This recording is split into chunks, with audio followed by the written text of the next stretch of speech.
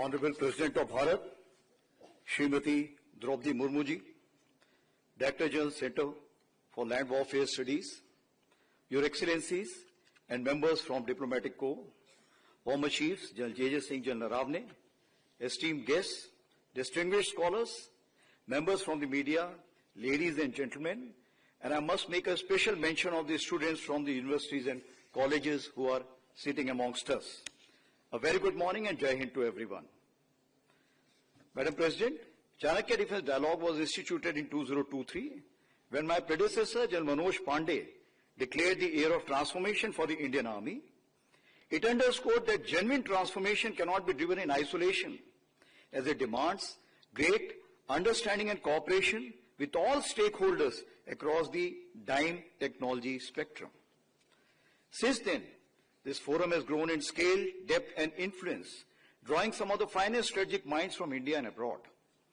Your presence here today as the Supreme Commander of the Armed Forces is an inspiration and acts as a catalyst in our journey to become a future-ready force, capable of effective deterrence and to prosecute decisive multi-domain operations. Ladies and gentlemen, this brings me to the wider strategic landscape we operate in. We are living in an increasingly multipolar world where major powers are continuously jostling and competing. The world has moved from the Cold War's bipolarity through a brief unipolar moment into an uncertain and fractured order. The long peace is declining and comprehensive conflicts are on the rise. In a world with over 50 ongoing conflicts, saying that we live in a turbulent times may actually be an understatement. So if the globe is swiveling towards national security, deterrence and war fighting, it inevitably raises a fundamental question for us. How must the Indian military transform to remain decisive and ready in this rapidly evolving global landscape? So the starting point to this question lies in the vision of Honorable Prime Minister, 5S approach, that is Samman, Samvad, Sahyog, Samriddhi and Suraksha. English, it would mean respect, dialogue, cooperation, prosperity and security. It guides how the whole of nation ecosystem must deliberate, coordinate and act through the Amrit Kal towards a Viksit Bharat. It is from this vision that this year's dialogue draws its theme, reform to transform, Sashakt, Surakshit and Viksit Bharat, that is strong, secure and developed Bharat. Aligned with the national vision of Viksit Bharat, the Indian Army has envisioned a three-phase schema.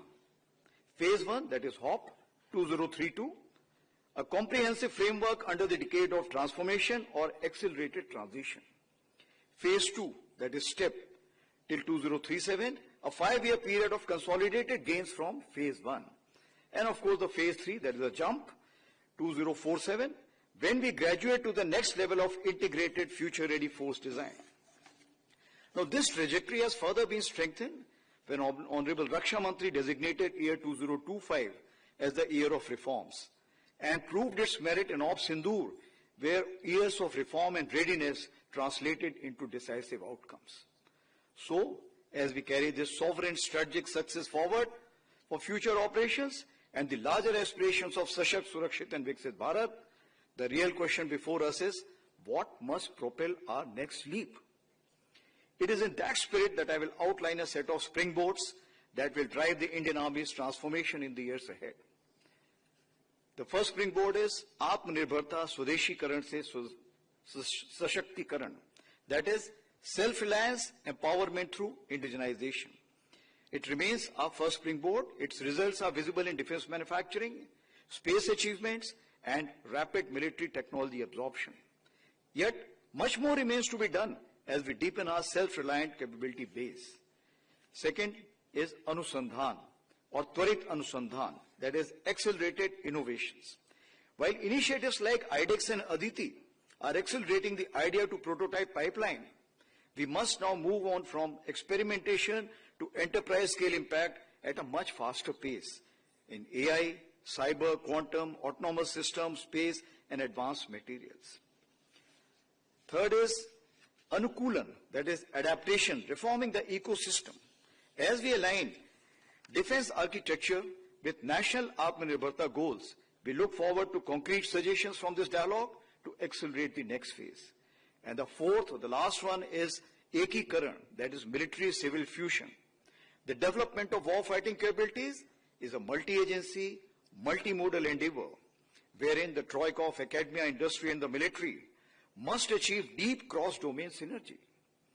The military is shedding inhibitions, opening ranges, funding startups, and joining national technology missions, and stands ready to strengthen this troika of transformation even further. However, this troika must look at Vasudhaiv Kutumbakam, the word is one family, in a collaborative manner for ensuring long-term trusted friendship across the globe. On this note, as we turn to this year's Chanakya Defense Dialogue, we are privileged to host distinguished military leaders, scholars, and experts whose perspectives will sharpen our strategic thinking. I am confident the deliberations today will yield actionable insights to propel our transformation journey forward.